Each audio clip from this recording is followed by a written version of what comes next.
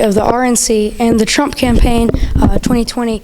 So we're here in Des Moines, Iowa for the Women for Trump rally. Yeah. Are you excited for tonight? I'm very excited for tonight. We just got off the bus. We've been on the bus since bright and early this morning, traveling all across Iowa. Even had a selfie stop at the Smiley Water Tower.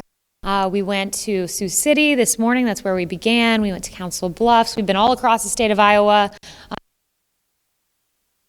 believe it's that right? President Snapchat, and you'll see that we're driving literally all the way across the state. Yeah. And one thing that House, Speaker Pelosi sending the articles of impeachment over to the Senate. Now, a lot of people think that she waited way too long, and we have about 3 front runners. In the presidential race that are senators that won't be able to be here in Iowa or New Hampshire.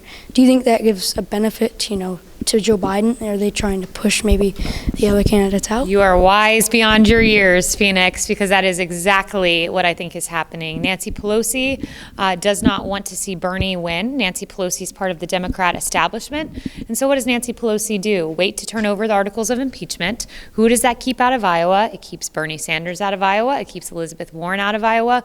Paves the way for Joe Biden. I think you're exactly right. The Democrats will never allow Bernie Sanders to win.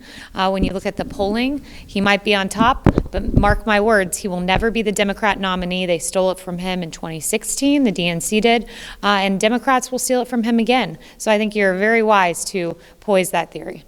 Thank you. And do you think this will benefit Pete Buttigieg as well? Perhaps you're right, because he's not a senator, so it paves the way for either Biden or Buttigieg, both of which in the minds of the Democrat establishment are much preferred to Sanders and Warren. So absolutely. And do you think this will either hurt or benefit President Trump by having less candidates who, are frontrunners? Does that hurt or help him at all? Well, I don't think it affects President Trump much. We at the campaign, whoever it is, whether it's Bernie, whether it's Biden, whether it's Buttigieg, we believe no one can stand up to the record of President Trump. So whatever antics the Democrats play on their own side, it's not going to much affect us. And impeachment, it's worth mentioning, has really put a fire under our base. I go to all the president's rallies. I just saw you in Milwaukee, right? So that was 2 days ago I saw you, and last time before that was Panama City, but I'm at all the rallies. I was in Michigan in December, just all across the nation, Ohio last week, and at each and every rally I can tell you our supporters have never been more motivated to support this president, more motivated to open their wallets and donate, and more motivated to knock on doors. They love this president, they support him, and they stand firmly against the coup against a sitting president, as you see the Democrats and Nancy Pelosi try to steal the vote of the American people. President Trump's base, but what about those who are on the fence? Do you think maybe they think, well, he's been impeached in the House, so that can't be a good thing? Or do you think they may think that, the Democrats are trying to push him out before he can be elected again? How do you think it would go with those who are just on the fence? Well, we actually have data on that. And in fact, in all of the districts where Democrats won in 2018, that President Trump had previously won in 2016, we've seen that by an 11-point margin.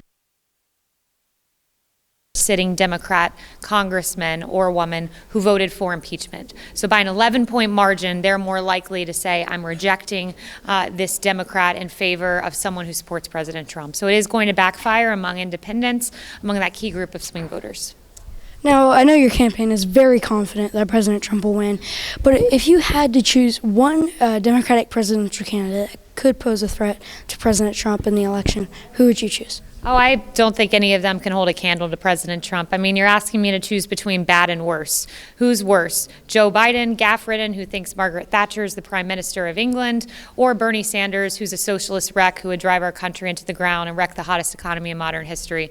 I can't make a choice between bad and worse.